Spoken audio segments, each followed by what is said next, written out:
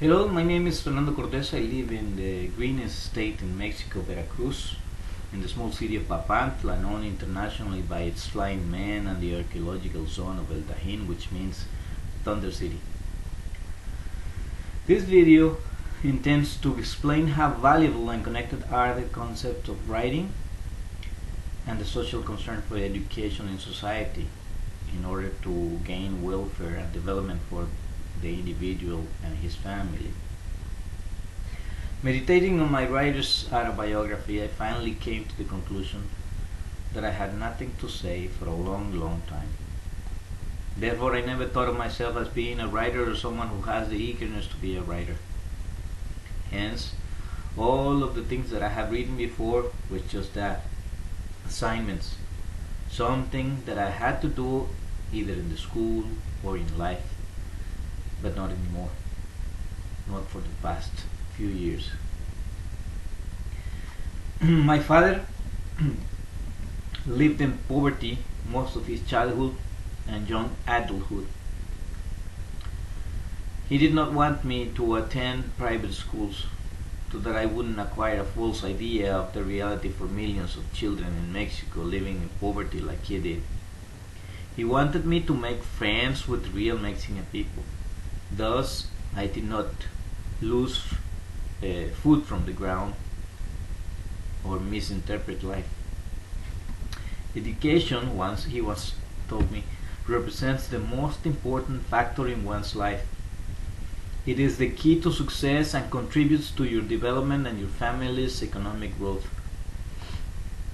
Therefore, writing has been like a butterfly metamorphosis or a germinating seed inside of me. Though it took a while, now there is a reason. Books have given me identity radically different from all cultural and historical accepted Mexican concept. One of my favorites in this regard comes from Octavio Paz, the Mexican Nobel Prize in Literature, Las Trampas de la Fe, which tells the story of our greatest poetry author from the 17th century, Sor Juana Inés de la Cruz, whose love for knowledge was so dear that she sacrificed herself to become a member of a convent to educate herself, since there were no other options for children at that time to obtain formal instructions. Ironically, as a result of this, an uneducated but powerful head of the church silenced her and condemned her to never read a book again, therefore exhorting her to resist the evil temptation of knowledge and forbid the poet from any sort of educational practices ever, indeed condemning science and education as a form of evil or as a form of evil origin. The book Guadalupe and Quetzalcoatl, written by the French-Mexican scholar Jacques Lafayette, who digs into the origins of the Mexican religion's identity, and La Puta de Babilonia, another book written by the Colombian writer Fernando Vallejo, along with Paz, Las Trampas de la Fe, influenced my point of view in religion. This book did what they are supposed to do: to inform, to change opinion, and influence an action in me. This is the goal of education per se. This is why the world has been grading the country's wealth by the degree of education for several years now. But recent results in Mexican education raises the question, why does the education system has not worked in the country?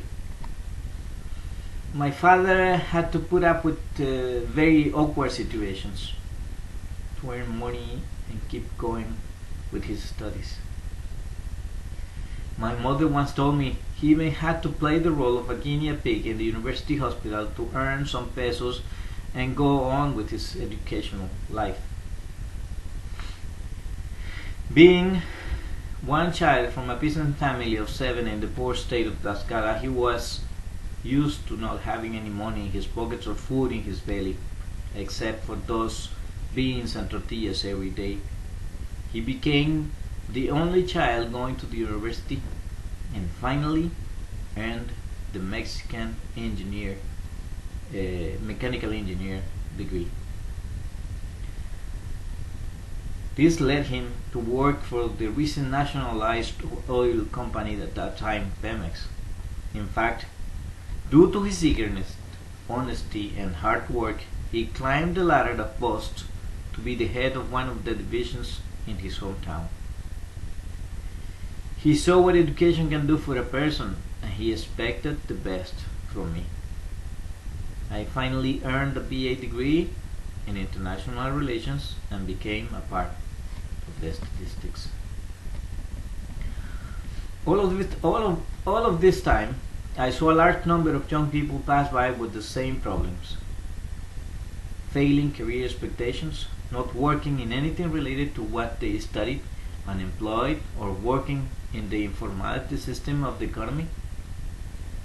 But I also saw many young people take the wrong steps to earn a living, shortening their lifespan and others by entering into the drug business, or even in the brink of depression to be unemployed, have committed suicide to end their misery. Finally, due to a family tragedy, I had to come back to my hometown, and thanks to people I know, I am working in the oil business again, living a decent life. Unfortunately, most of the people do not have that chance. It was because all of these awkward situations that I took the time and effort to learn about the education system in my country, and found out how only 25 out of 100 people go to the university level, and from those who graduate, 6 out of 10 finally do not work or use what they studied. I have learned also that 61% of the economic active population work in the informality industry. This means no social service, no health plan, no housing or retirement benefits, not paying taxes, etc. Therefore, if the American people ever wonder why Mexicans risk their life and their kids' life to pursue their dream crossing the border of the United States, is due to the lack of opportunities here. Minimum wage is $5 per day, not per hour. Minimum wage is $5 per day, not per hour. This leaves us with 52 million living in poverty. I also astonishingly learned about Mexico's relation between education and unemployment being positive. Positive, in this case, is bad. This means that the more education someone has, the more chances he or she has of falling into unemployment.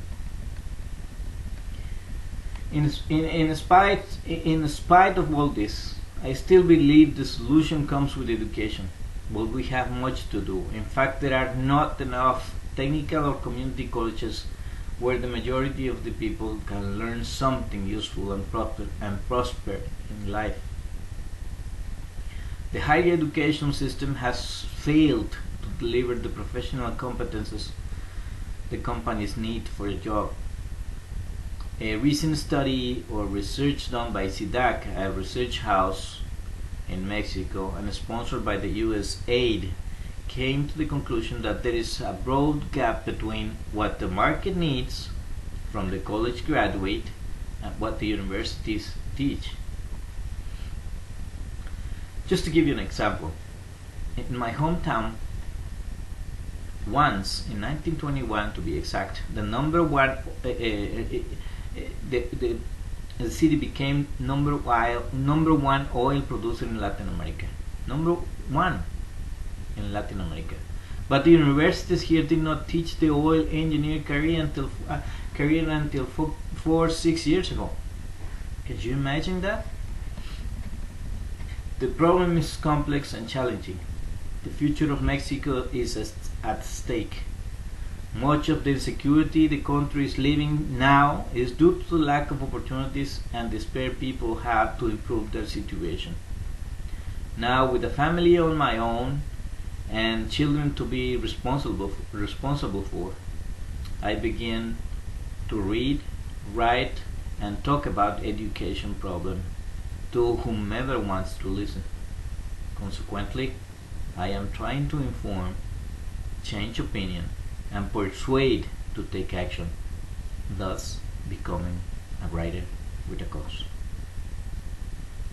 I would love to hear your comments on this regard.